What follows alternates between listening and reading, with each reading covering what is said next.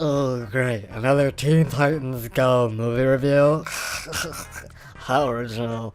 If these cartoon reviewers are gonna provide these videos for free, they should all review different things, and it's gotta be things that I want, and... Just let it happen. Just let the review happen, okay? Alright, animation fanatics, grab your tickets and a hot snack, cause it's time for Monkey at the Movies.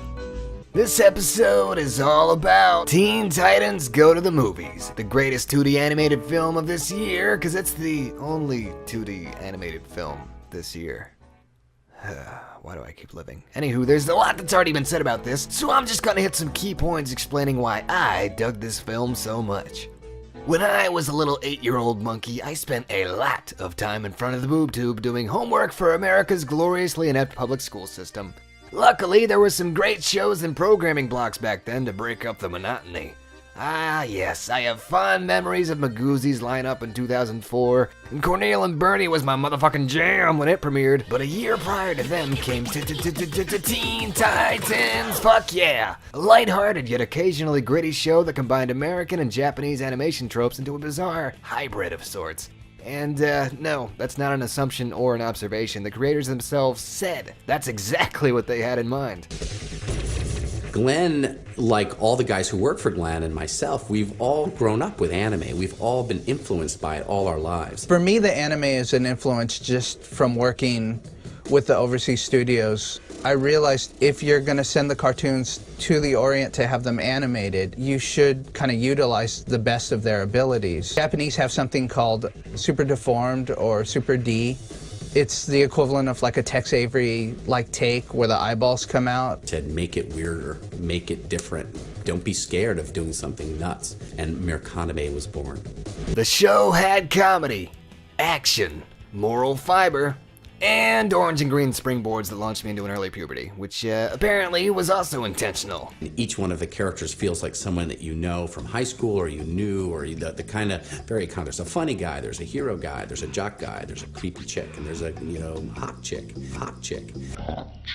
Similar to Avatar and Space Dandy and Gorillas, I consumed this piece of media during one of the most developmental stages of my life, so it had a huge impact, to a point where I don't even fully comprehend just how much this affected who I became.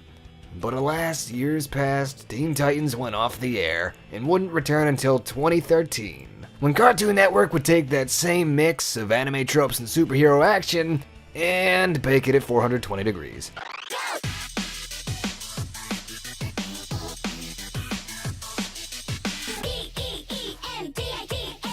So, being that I was such a huge fan of the original, how do you think that I felt about this cheap, watered-down, comedy-centric cash cow of a show? Well, I fucking loved it!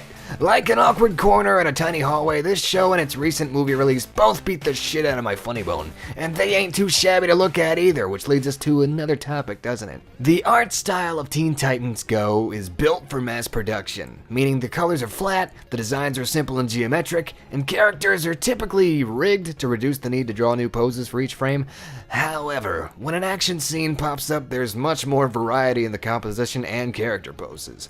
One of the best examples I can recall was the fight between Raven and Rose Wilson, you're either going back to jail, or if this is jail, you're staying here.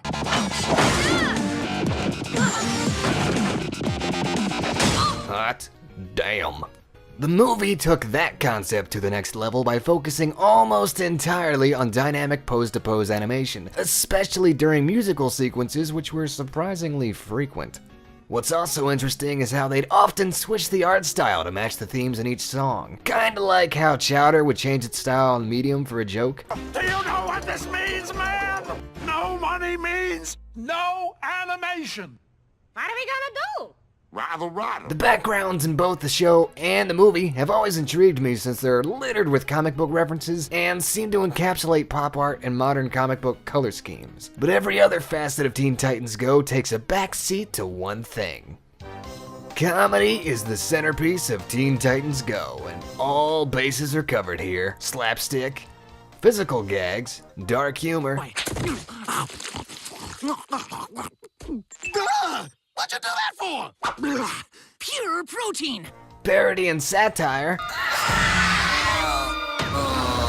No stone is left unturned and no side is left unsplit. What's even better is how the property is completely aware that it's a comedic spin-off of a more serious show. And it pokes fun at die-hard fans of the original. Why would anyone dislike us? Oh, I don't know. Dookie jokes. We don't just do dookie jokes. Yeah, we do 2 jokes too, yo! Your sense of humor is so lowbrow. You're bluffing. Oh, yeah? I've rebooted the Teen Titans once before. Look upon your previous incarnation. That looks like us, but better. This show had such a flippant fuck you attitude that it actually spent an entire episode satirically teaching kids about home equity. Rental property is one of the best ways to build equity. Please, what is the equity? Oh, you want to jump right in? Great. Equity is the amount of a property you truly own. It's the difference between your loan balance and your property's market value.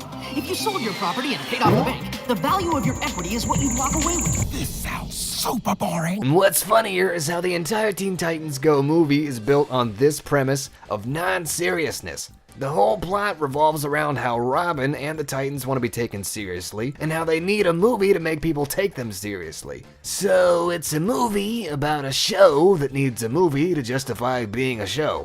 Wrap your head around that shit. The sheer volume of insanity and controversy surrounding this stupid property is what makes it the ultimate joke in and of itself. And ironically, or coincidentally, I think that means it deserves to be considered a staple in animation history, just like its predecessor.